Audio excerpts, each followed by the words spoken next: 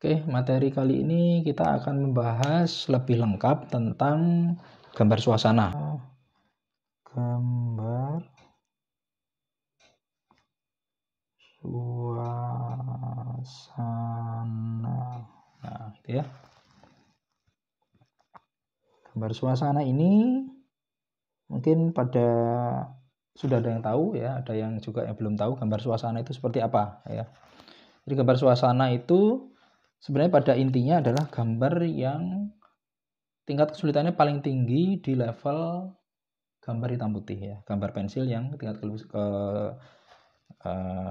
kesulitannya paling tinggi. Kenapa paling tinggi? Karena di sini ada unsur manusia ya. Manusia. Nah, inilah nanti yang akan jadi panjang urusannya ketika nanti kita akan membahas tentang manusia ya. Nah, hubungannya manusia dengan gambar suasana apa? Manusia yang membentuk sebuah story ya. Story kemudian jadilah gambar suasana ya. Jadi simpelnya kira-kira seperti itu. Namun apakah simpel? Enggak juga ya. Nanti kita akan bahas bahwa kenapa manusia ini jadi lebih rumit lagi gitu. Kenapa manusia ini jadi rumit? Karena ternyata di manusia ini kompleksitasnya sangat tinggi, belum lagi ke gambar suasananya gitu ya. Nah, pertama nanti kita akan bahas tentang yang namanya anatomi. Nah, anatomi ini adalah apa? Apa ya? Pokoknya berhubungan dengan ukuran tubuhnya, komposisinya, proporsinya gitu ya. Terus detail-detailnya seperti itu. Nah, detailnya apa? Misalnya kita lihat proporsinya dulu ya. Proporsi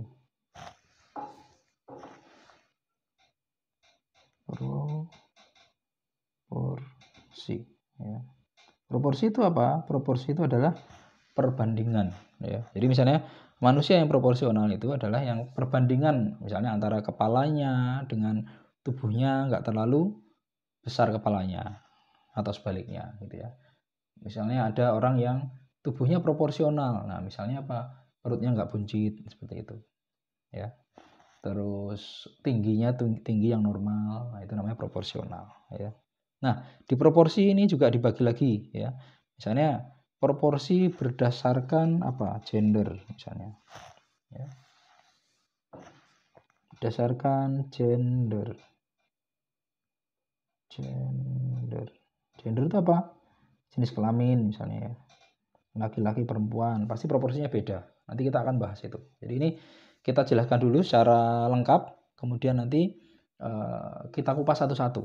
Sehingga nanti materinya akan, nanti kalau misalnya teman-teman baru menyimak ini, nanti teman-teman akan bisa mengira-ngira nanti kira-kira materi apa yang akan didapatkan dari keseluruhan tutorial video ini ya. Kemudian setelah gender ada juga usia ya. Usia. Nah, usia misalnya proporsi orang tua ya, anak kecil sama orang dewasa pasti kan beda kan ya. Nah, jadi itu juga ada hubungannya dengan proporsi ya. Lalu setelah itu berat badan. Nah, saya singkat aja ya. BB. Jadi kan orang kan enggak semuanya normal kan, ada orang yang gemuk, ada orang yang kurus ya, seperti itu. Lalu di anatomi juga, ini tadi kan proporsi secara umum ya. Lalu di anatomi itu juga ada detail ya. Oke, anatomi gender ini sudah.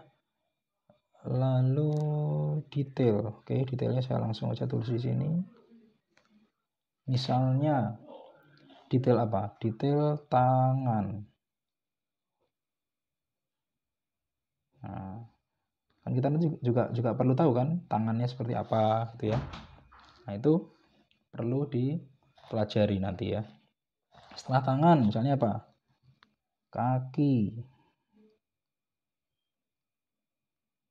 Nah, nanti akan ketahuan. Jadi gambar suasana itu ya pasti harus mengandung ini semuanya gitu. Jangan sampai nanti gambar suasana, gambarnya konser saya cuma kepala doang. Pasti nanti di penilaian juga akan ngaruh ya. Kemudian oh iya, kepala atau wajah. Kepala atau wajah. Nah, ini pasti ya.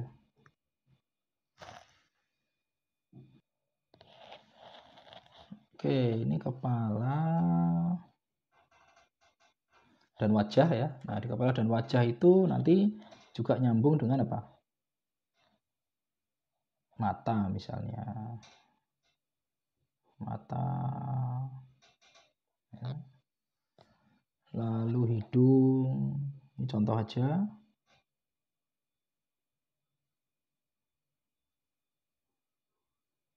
Lalu apa? Mulut ya.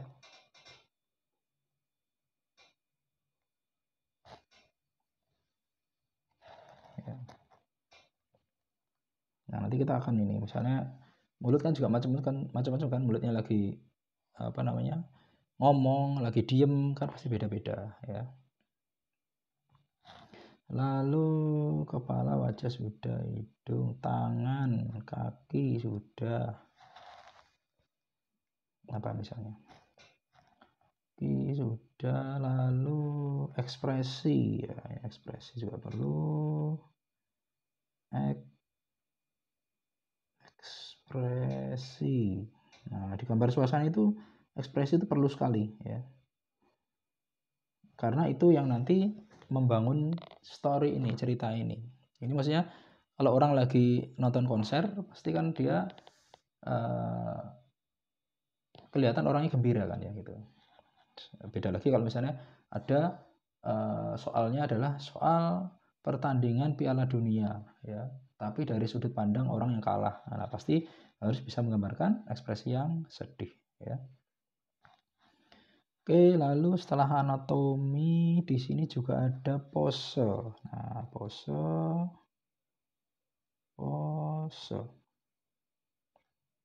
Nah, jadi kalau anatomi ya misalnya proporsi ini biasanya dia statis ini ya.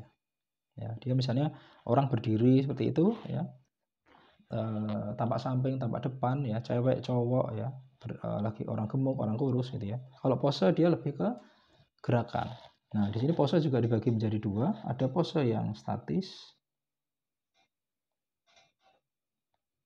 Pose statis itu apa? Misalnya orang berdiri. Nah, orang berdiri itu kalau bukan tentara, pasti kan posisinya dia juga posisi yang nggak tegap kan ya. Nah, kalau di proporsi ini lebih ke posisi yang tegap. Kalau di pose dia itu lebih berpose. Misalnya orang berdiri, biasanya kan dia kan berdirinya pakai satu tumpuan kaki kan biar nggak capek. Misalnya kaki kanan, lalu gerak kaki kiri, ya gitu. Itu namanya dia berpose. Lalu misalnya dia lagi megang tas, dia lagi dia bawa tas, dia itu lagi bawa keranjang, ya, dia bawa buku, gitu. Pasti posenya beda. Lalu ada lagi pose dinamis. Pose dinamis itu apa? Nah, itu orang yang bergerak, gitu ya. Oh ya, pose statis itu bisa juga duduk berdiri ya. Terus apalagi duduk juga ada jongkok gitu ya. Nah, itu namanya pose statis. Kalau pose dinamis misalnya dia lagi lari, lagi jalan ya, lagi jalan jongkok ya, lagi jatuh. Nah, jadi kita harus tahu pose-posenya juga ya. Nah, lalu untuk membangun story juga perlu identitas. Nah, identitas.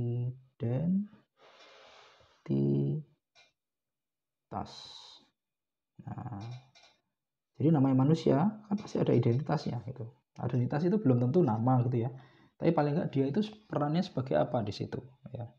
Misalnya kalau misalnya contoh soal tahun 2022 misalnya tentang konser musik ya, maka identitasnya apa? Ya pasti ada penyanyi. Ini contoh ya.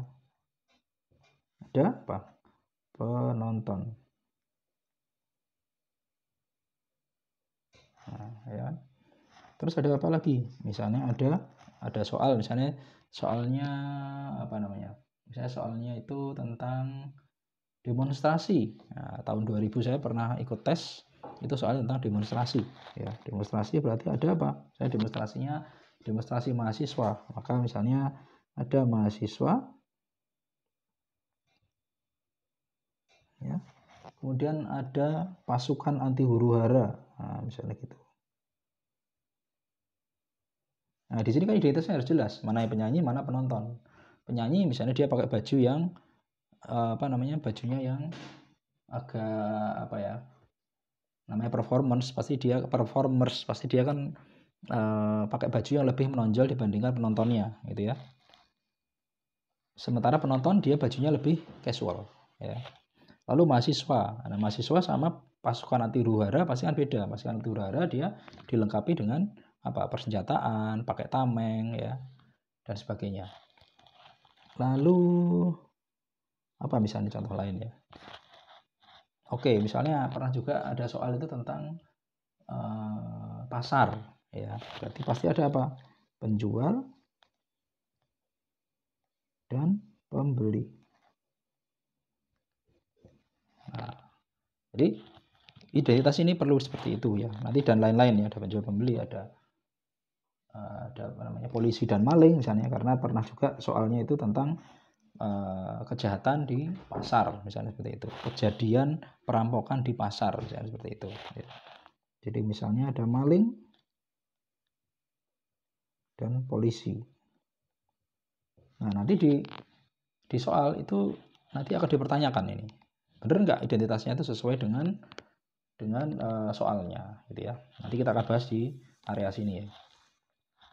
Oke, setelah identitas di manusia itu juga ada interaksi. Interaksi.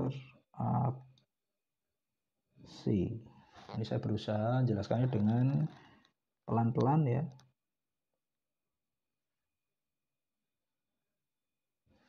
Ya, biar nanti saya membuat skema ini sambil menjelaskan. Biar nanti nggak ada yang kelewatan ya. Nah, interaksi ini apa aja? Interaksi, ada interaksi antara manusia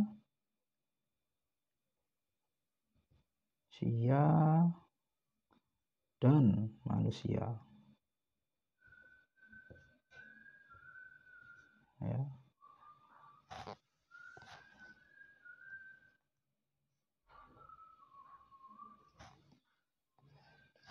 Interaksi antara manusia dan manusia. Ada juga interaksi antara manusia dan objek ya. Manusia dan objek. Atau manusia dan benda. Nah, itu juga bisa ya. Lalu ada lagi manusia dan lingkungan. Oke, saya pindah ke sini. Manusia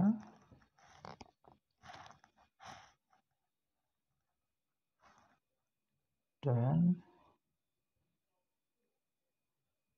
lingkungan. Nah, ini juga perlu kita ketahui ya. Dan semua ini nanti terkait di penilaian ya. Oke, sekarang manusia dan manusia ya. Manusia dan manusia dia pasti membangun apa? Story. Dia membangun cerita ya. Kenapa ada dua orang berdiri? Pasti dia apa? Dia berbicara, apakah dia sedang berantem ya, apakah dia suami istri seperti itu. Lalu manusia dan objek. Nah, manusia dan objek ini jadinya ini bisa lebih ini lagi, lebih apa namanya? Panjang lagi ininya, kajiannya. Misalnya, apakah objeknya tadi objek benda mati atau benda hidup? Benda mati itu apa misalnya? Orang lagi duduk ya. Orang lagi duduk berarti dia berinteraksi dengan kursi kan ya. Nah, itu namanya manusia berinteraksi dengan kursi. Nah, di situ akan ada penilaian apakah benar orangnya nggak terlalu besar, apakah proporsi kursinya udah benar, atau apakah kursinya itu nggak membuat orang kelihatan mau jatuh, misalnya seperti itu. Ya, itu interaksi manusia dengan itu.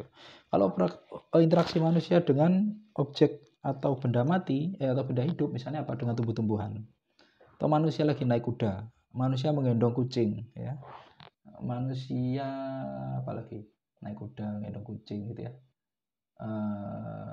dikejar anjing, ya, itu kan berinteraksi dengan benda hidup, ya.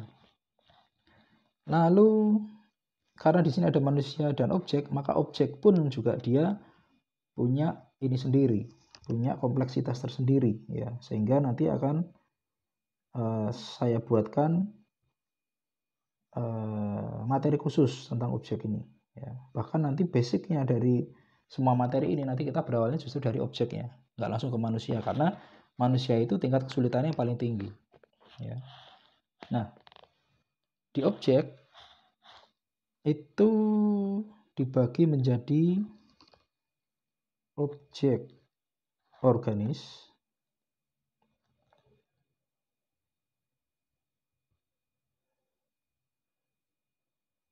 sama objek geometris. Bedanya apa? Kalau objek organis itu adalah biasanya objek yang alami, ya.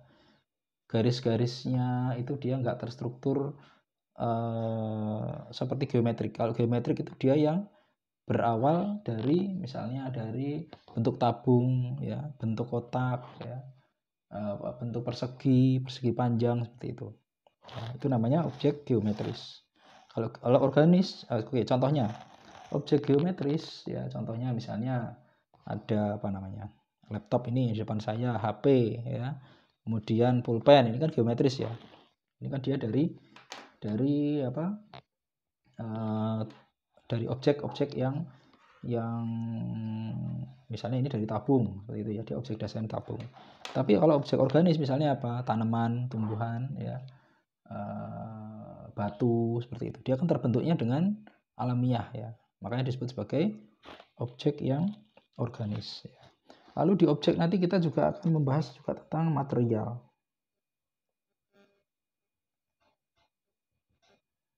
Nah, material misalnya kita beda gambar antara gambar kain, ya, baju yang kita pakai, gambar kayu misalnya, lalu menggambar apa lagi,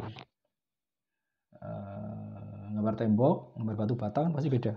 Nah, nanti perlu ada kajian tersendiri di sini, ya. Lalu di objek itu juga ada cahaya dan bayangan. Nah, ini gampang-gampang susah, ya, membahas cahaya dan bayangan, karena dia nanti akan menimbulkan efek. Nah, di sini nanti ada efek. Nah, ini nanti akan jadi penilaian di gambar suasana, ya.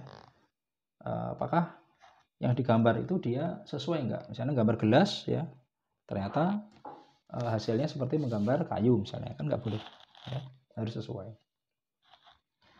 Lalu di sini juga ada konstruksi.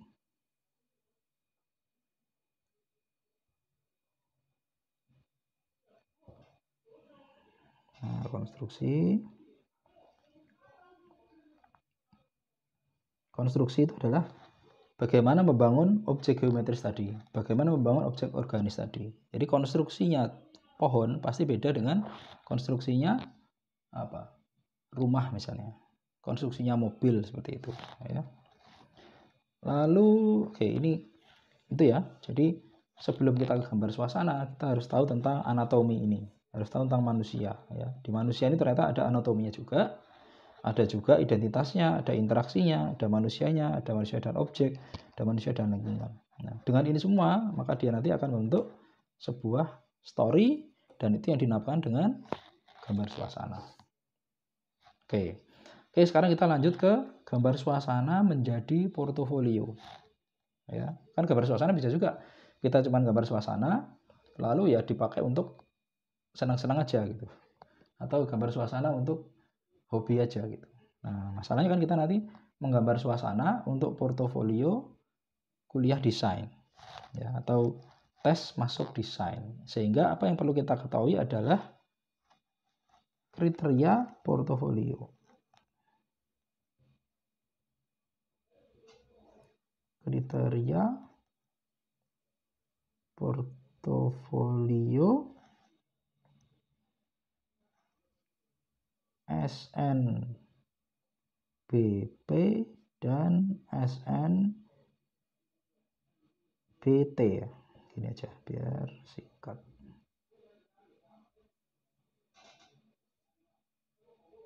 Nah, jadi kita bisa aja gambar ini bebas. Ya, bebas aja kalau nggak dinilai. Masalahnya kan kita membuat portofolio kan ini untuk ujian kan. Nah, kita harus tahu kriterianya apa gitu ya. Sebentar, ini ada satu yang lupa ya. Ini tadi kan manusia dan manusia objek, manusia dan lingkungan. Nah, di sini manusia dan lingkungan belum saya lengkapi. Oke, saya geser balik lagi ke manusia dan lingkungan. Nah, di manusia dan lingkungan ini kita juga belajar yang namanya hukum perspektif.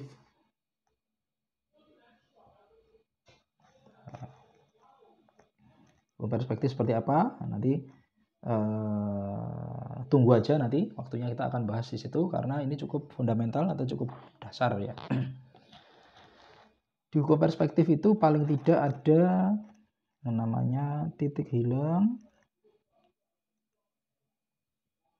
Ini sebenarnya hukum yang sering dipelajari. Jadi misalnya di SD, SMP, SMA kayaknya saya dulu waktu sekolah juga pernah dibahas ya. Lalu horizon ya, garis horizon.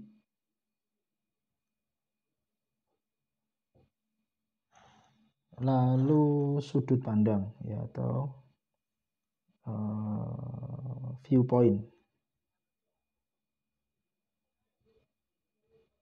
Nah, titik hilang itu misalnya ada 1 titik hilang, 2 titik hilang, 3 titik hilang gitu. Horizon itu adalah garis cakrawalanya ya. Kalau viewpoint itu adalah sudut pandangnya. Karena dalam gambar perspektif itu ada yang sudut pandangnya dari atas, dari bawah, sama dari tengah ya.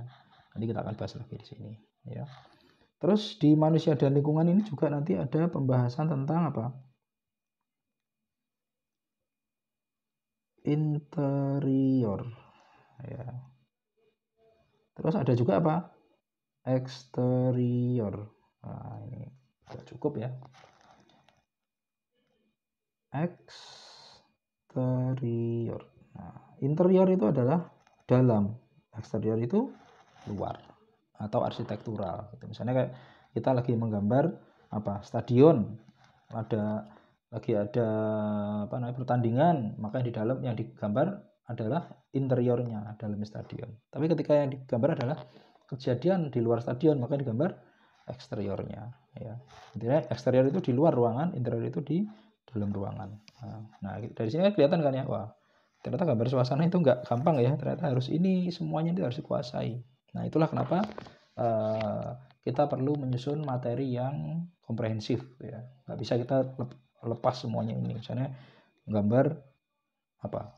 Gambar manusia aja gitu. Yang penting manusia persis gitu. Nggak bisa. Semua ini harus dikuasai.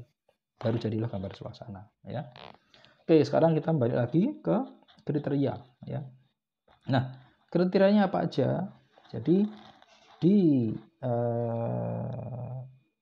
ujian ini yang sudah ya, itu ada 4 kriteria utama. Yang pertama adalah intelektualitas.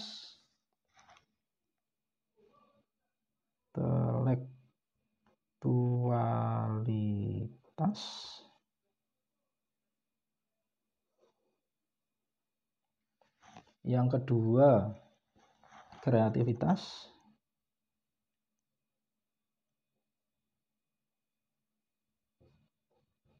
Kreativitas itu apa aja? Nah, nanti kita akan jelaskan sedikit ya. Tapi nanti kita akan bahas lagi, ini lebih detail lagi ya. Ini hanya untuk ancar-ancar aja atau gambaran umum aja, atau bukan umum ya. Gambaran nanti yang akan kita pelajari nanti apa ya. Lalu skill.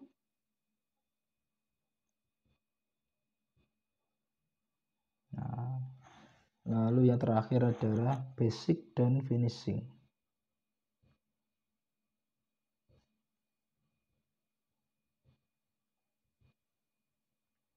Ini sebenarnya kriteria aslinya redaksionalnya nggak seperti ini ya. Tapi saya nggak membuat persis ya. Karena apa? Kemungkinan akan bisa berubah ya. Saya pakai 4 kata ini aja karena misalnya mungkin tiap tahun nanti akan berubah. Yang awalnya kreativitas jadi ide ya, intelektualitas jadi apa misalnya? Kemampuan menjawab soal misalnya seperti itu. Basic dan finishing ya, misalnya diganti dengan arsiran misalnya seperti itu. Bisa aja, tapi saya pakai kata yang umum ya biar nanti ketika ada perubahan-perubahan nanti kira-kira nggak jauh dari ini ya. Oke, nah jadi kira-kira kriteria itu dibagi menjadi 4. Ini yang perlu kita pelajari dari gambar yang akan dibuat nanti ya. Intelektualitas itu terdiri dari apa? Misalnya ketika kita menggambar suasana, maka yang perlu diketahui adalah jumlah orangnya atau manusianya. Ya, maksudnya apa? Kalau cuma gambarnya satu, maka itu nggak masuk kriteria sebagai gambar suasana. Ya. Taruh ini, saya atur dulu cahayanya. Lalu interaksi,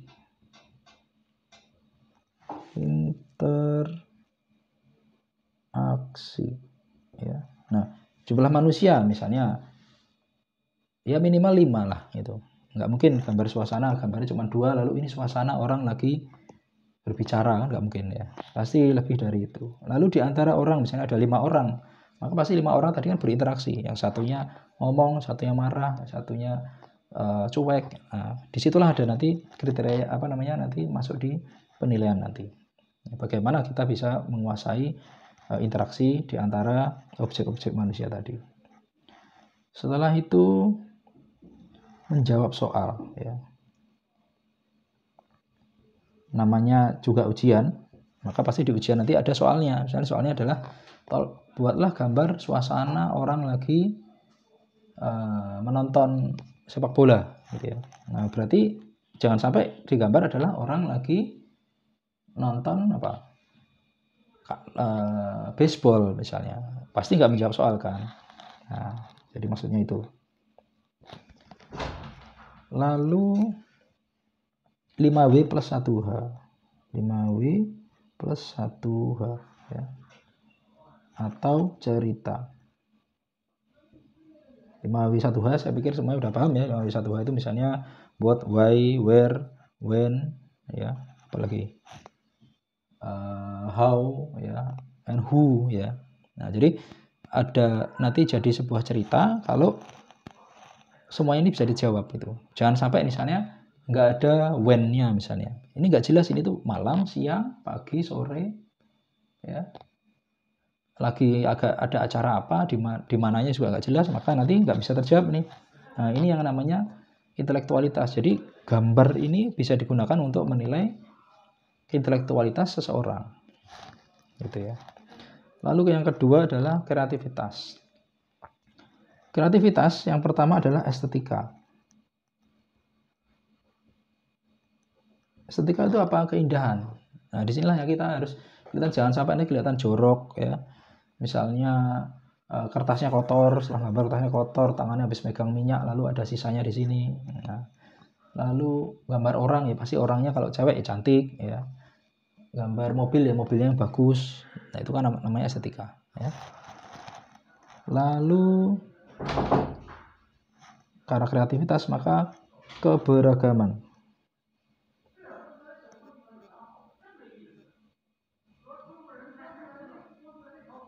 Nah, keberagaman ini artinya apa? Ini misalnya, ya, tadi sudah membahas kan tentang ada identitas. Nah, identitas itu ada penyanyi, ada penonton, berarti kan beragam ini. Ada penyanyinya, ada penonton. Terus keberagaman usia, misalnya namanya juga konser, pasti kan juga ada yang muda, ada yang tua, ya, ada yang anak-anak, ada yang cewek, ada yang cowok, ya, ada yang gemuk, ada yang kurus, seperti itu. Nah, itu masuk ke kriteria kreativitas. Lalu focal point. Focal point itu apa? Itu adalah fokus. Nanti fokusnya di mananya? Apakah fokus di penontonnya atau fokus di, ini contohnya kalau misalnya soal tahun lalu ya, tahun 2022 ya, misalnya soalnya tentang konser, maka fokusnya ke siapa? Ke penontonnya atau ke gitarisnya atau ke penyanyinya? Nah itu. Nah ini juga berhubungan dengan viewpoint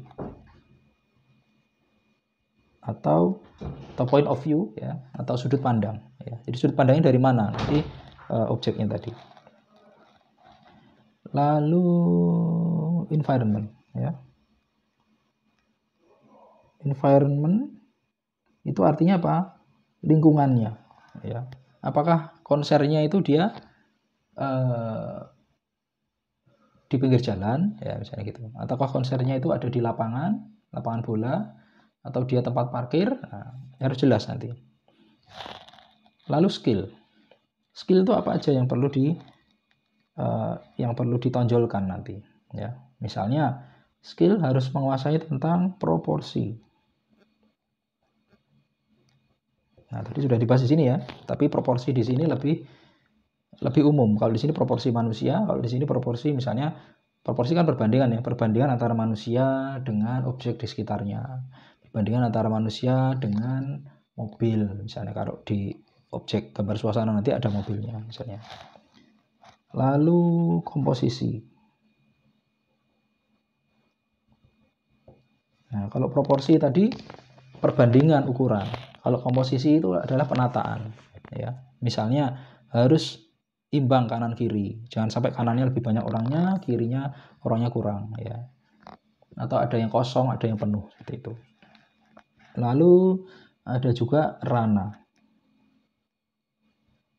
Rana itu apa? Rana itu adalah perbandingan antara objek ya dengan backgroundnya. Jangan sampai nanti misalnya objeknya terlalu kecil sehingga backgroundnya nanti kosong ya, itu namanya rana. Lalu sketsa.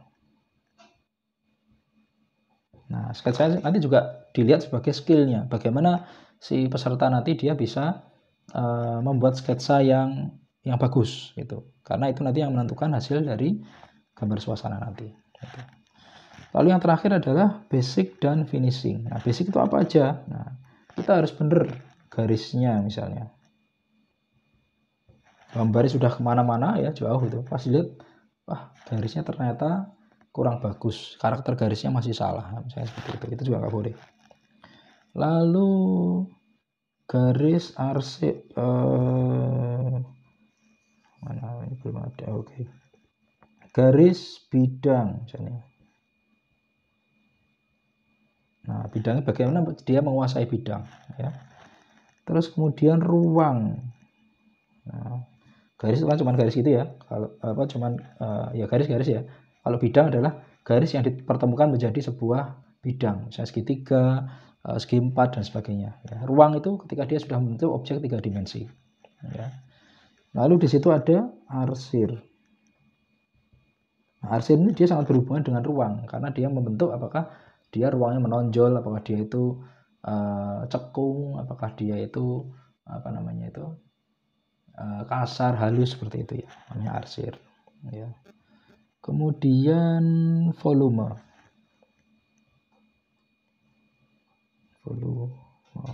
Nah ini hampir sama dengan ruang ya, tapi kalau ruang tadi kan dia di objeknya, kalau volume itu lebih apakah kelihatan nggak flat seperti itu. Nah nanti akan berhubungan semuanya. Oke, mungkin itu aja materi tentang gambaran ya, detail tentang gambar suasana ini ya, antara manusia, gambar suasana dan kriteria ya. Jadi ini yang perlu kita pahami, dan nanti di konten-konten selanjutnya ya, atau di materi selanjutnya kita akan bahas ini satu persatu secara lebih lengkap ya. Itulah kenapa saya membuat gambaran dulu di awal ini ya, overview di awal ini, agar nanti nggak ada yang kelewatan ya. Misalnya kita sudah gambar suasana, ternyata kita nggak bahas tentang gender, nggak bahas tentang efek, nggak bahas tentang arsir misalnya seperti itu. Sehingga dengan ini nanti kita bisa lebih komprehensif dan nggak ada yang terlewat. Oke, terima kasih. Semoga bermanfaat. Kita ketemu di materi yang selanjutnya.